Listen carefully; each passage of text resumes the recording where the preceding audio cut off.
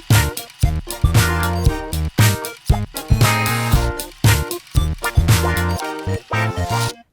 my name is Beth and I'm the sewing pattern designer and blogger at Sew DIY. In today's video, I'm going to show you how to make thumbhole cuffs. I have always wanted to have a shirt with thumbhole cuffs because I get really cold, and on really cold winter nights, I've always wished that I had a sweater or a long sleeve shirt that went way over my hands and would keep them warm. Especially while I'm in bed and I'm reading and I have to be outside the covers, I really want something that's gonna cover my hands and keep them warm. Finally, I decided, why haven't I done this yet? I've only wanted one of these shirts for like 20 years. And I started doing a little bit of research about how to make these, and it was a little trickier than I expected it to be because you want to have these 3 seams really finished. Making a cuff is really easy to do. You just take a rectangle and you stitch this seam, fold it in half, and then stitch it to your armhole. But this is just a little bit trickier, so I hope that I'm able to break it down for you and make it as easy as possible. So to determine the size of your cuff, you need to get a measuring tape or some sort of ruler and then decide where you want your cuff to start. I wanted mine to start at my wrist bone, so I just took my tape and then determined about how long I wanted it to go down my hand. And then the other important measurement is how long you want this little part right here that's from your kind of your knuckles to the inside of the thumb, and write all of those down. And then you're going to cut your cuff twice as long as this plus your seam allowance. Next, you're going to measure the circumference of your sleeve opening, and it might be better to measure your pattern instead of your actual shirt when you're trying it on, because the fabric will probably stretch out a little bit, especially if you're using a waffle knit like this that stretches a ton. I'm going to put some more info in my blog post about figuring out these measurements and all the calculations, because I know it's kind of hard to do when you're on video and you're just talking. I always like to see it written out, so I'll put a link down below to the blog post. Check that out, determine what size you need for your cuffs, and come back over here and I'll meet you at the sewing machine. All right, so here I have my cuff piece, and this is 11 inches long by 6.5 inches wide, and I've folded it in half with right sides together, and I'm going to stitch right in the middle, and this is 3.5 inches long. So that means this little part right here is going to be the part that sticks up here and is held together. So if we're stitching 3.5 inches here, then this part here will be 1 3/4 inches. All right, so I have my walking foot, and if you need it, you could also use a piece of tissue paper or tracing paper underneath your fabric to help stabilize it and move it smoothly through your presser foot. And I am using a zigzag stitch, and I'm doing 1.2 wide and 2.2 long. And I'm going to use a 1/4 inch seam allowance.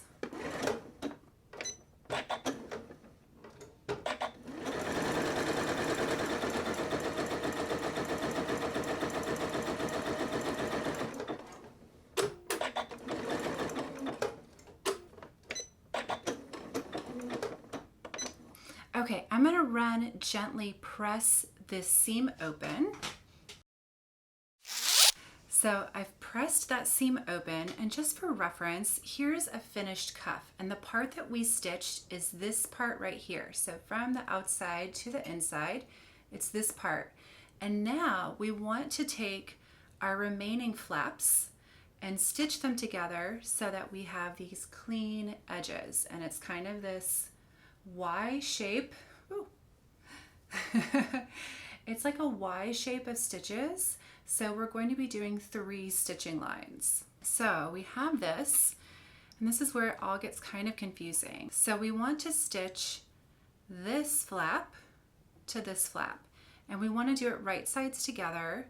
So pick up these 2 corners and bring them right sides together.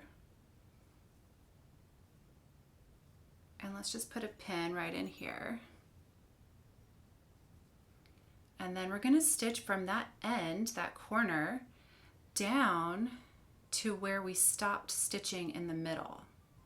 This is one of the harder things I've ever tried to illustrate. Okay, so you can see this is where we stitched before, and we're going to move this other side of the cuff out of the way, just kind of fold it, and then put those ends of the stitching line together. So there's a whole bunch of fabric right here, and then just 2 layers over here.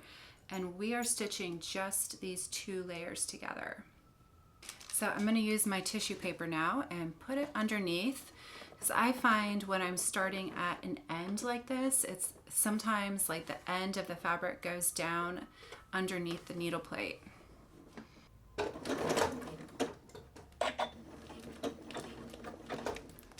here. Okay.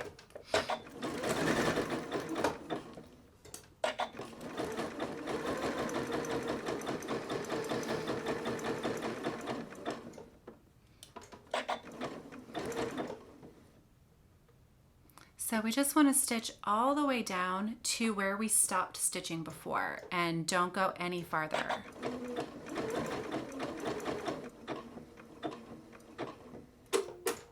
One more. All right, a little back stitch, and we'll cut that. Okay. And then you just gently tear away your tissue paper.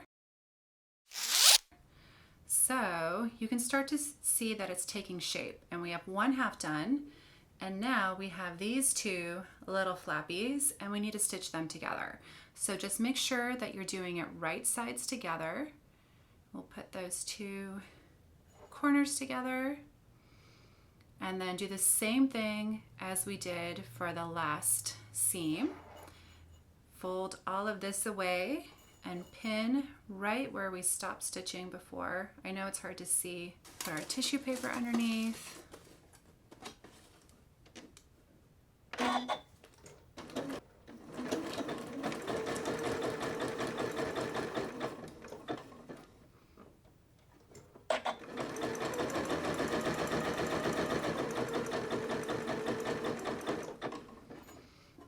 Okay, and then I just want to be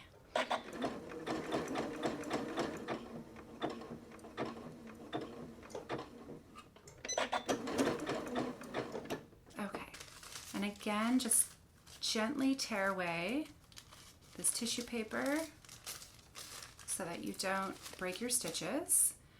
And now we need to turn this right side out. I'm also going to press these seams open, but let's just flip it right now and I'll show you how it works. All right, so there it is, cuff all done, and you can test it. It's just gonna go like that. So it's all ready now to stitch to our sleeve. It's like if this was our sleeve, you just stitch it together and you have that little cuff. So what you wanna do is try on your shirt and determine where you want this opening to be. So the underarm seam is going to be on this side of your hand, and you actually want the opening to be a little bit inward. So for each of your sleeves, I just recommend trying on your shirt and then trying on the cuff and marking the point where you want your opening to start. Right. So here's the sleeve of my shirt, and inside here I have my cuff. And this is the underarm seam, and then as I was saying before, I have kind of the split in the cuff just a little bit off center.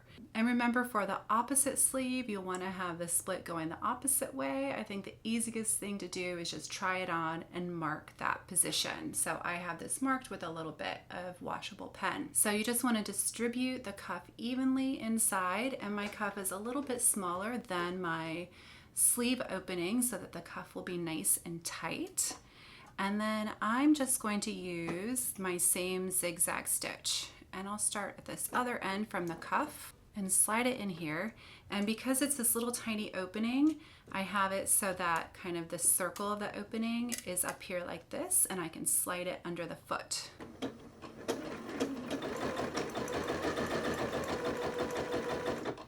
And you'll stretch the cuff just a little bit so that it fits the sleeve opening. as you go, you just rotate your little circle around. And here I'm going to try to get these close together. Get that opening close together so there's no gap, which is a little bit hard because it is a stretchy fabric.